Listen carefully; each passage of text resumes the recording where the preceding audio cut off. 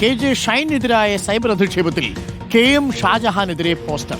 KM ഷാജഹാന്റെ തിരുവനന്തപുരത്തെ ഉള്ളൂരിലെ വീട്ടിന് സമീപമാണ് പോസ്റ്ററുകൾ പതിച്ചിരിക്കുന്നത്.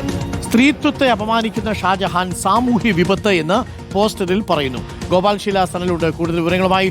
ഗോപാൽ, അത് തീർച്ചയായിട്ടും ഇടതുപക്ഷ പ്രവർത്തകരായിരിക്കുമല്ലോ ഒട്ടിച്ചിട്ടുണ്ടാവാൻ സാധ്യതയുള്ളത്.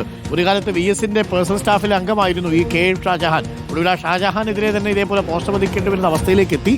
എന്താണ് പോസ്റ്ററിൽ പറഞ്ഞിരിക്കുന്നത്? വ്യാപകമായി പതിച്ചിട്ടുണ്ടോ? DTP എടുത്ത് അങ്ങ് ഒട്ടിക്കുകയായിരുന്നോ മൊത്തം?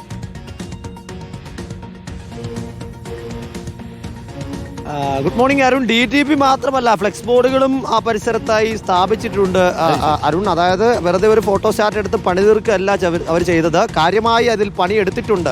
തെങ്ങിലൊക്കെ കയറി മെനക്കെട്ട് ഫ്ലെക്സ് ബോർഡൊക്കെ കെട്ടിവെച്ചിട്ടുണ്ട്. അതിൽ ചെറുവൈക്കൽ ജനകീയ സമിതിയുടെ പേരിലാണ് ഈ KM ഷാജഹാന്റെ ഉള്ളൂരിലെ ചെറുവൈക്കലിലുള്ള വീട്ടിന് സമീപത്ത് ഈ പോസ്റ്ററുകളും ഫ്ലെക്സ് ബോർഡുകളും നിരത്തിയിരിക്കുന്നത്. അതായത് സ്ത്രീത്വത്തെ അപമാനിക്കുന്ന KM ഷാജഹാൻ ഒരു സാമൂഹ്യ വിപത്താണ് എന്നതാണ് ഒരു പോസ്റ്ററിൽ എഴുതിയിരിക്കുന്ന വാചകം. മറ്റൊന്നിൽ KM ഷാജഹാൻ യൂട്യൂബിലൂടെ സ്ത്രീത്വത്തെ വിൽക്കുന്ന വിവാദ വിൽപ്പനക്കാരനാണ് എന്ന് എഴുതിയിരിക്കുന്നു. മറ്റൊന്നിൽ ഇത്തരത്തിൽ വിവാദങ്ങളും വിഷങ്ങളും തുപ്പുന്ന ഷാജഹാന്റെ നാവ് പിഴുതെറിയണം എന്നുമുള്ള ആവശ്യം കൂടി വെച്ചിരിക്കുന്നു.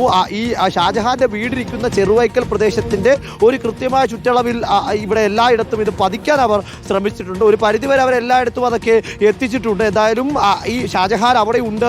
ഇന്ന് ചോദ്യം ചെയ്യലിന് കൊച്ചിയിലേക്ക് പോകുമോ ഇല്ലയോ എന്ന കാര്യത്തിലൊക്കെ ഒരു അവ്യക്തത നിലനിൽക്കുമ്പോൾ, വീടിന് പുറത്തിറങ്ങുമോ ഇറങ്ങുകയില്ലയോ എന്ന കാര്യത്തിലും അവ്യക്തത നിലനിൽക്കുമ്പോഴാണ് ഇത്തരത്തിൽ അദ്ദേഹത്തിനെതിരെ ഒരു പ്രതിഷേധം അല്ലെങ്കിൽ ഒരു പ്രചരണമൊക്കെ മറുവശത്ത് കാര്യമായി തന്നെ പുരോഗമിക്കുന്നത്. Okay, thank you. ഗോപാലാണ് വിവരങ്ങൾ നൽകിയത്.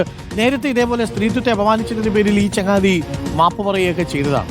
17 വയസ്സായില്ലേ? എന്താ പറയുക?